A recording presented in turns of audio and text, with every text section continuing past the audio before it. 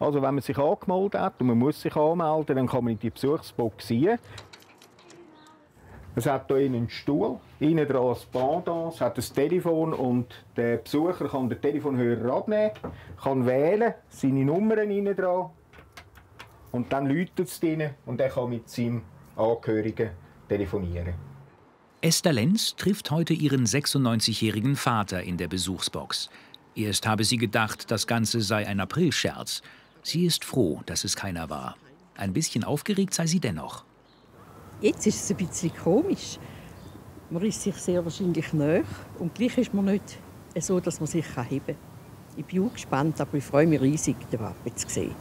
Wenn du jetzt reingehst, kannst du hersitzen und wenn der Vater den Hörer abnimmt und auf den Knopf drückt, dann läutet bei dir draussen das Telefon und dann kannst du abnehmen und dann kannst du mit ihm reden.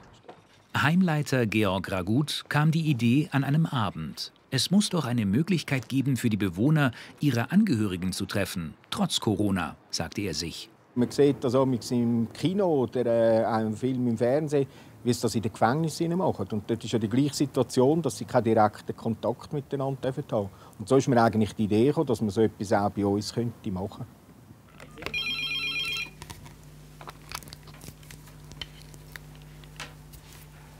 Hoi Papa, hoi! Hoi Esther, Ist hoi, das schön, hoi. dich wieder einmal zu sehen? Ja, auf die Einrichtung, die wir hier machen. Ist fast ein bisschen wie im Beichtstuhl, gell? Ja. Ein paar Bretter, Plexiglas und viel Improvisation.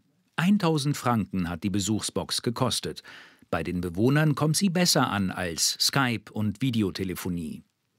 Es macht ihnen fast ein bisschen Angst, mit einem Computer zu reden. Und in diesem Computer sehen sie ein Bild von ihren Angehörigen. Manchmal ist der Ton ein bisschen verzogen. Also es ist für sie eher eine unheimliche Begegnung. Danke vielmals, habt ihr so.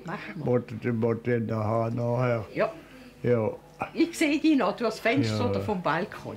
Gut. Ja, ist gut, danke Vielmals. Ciao, ciao, Papa. Ciao. Ich sage allen einen lieben Gruß. Allen alles Ja. Gute, ja. Mach ich.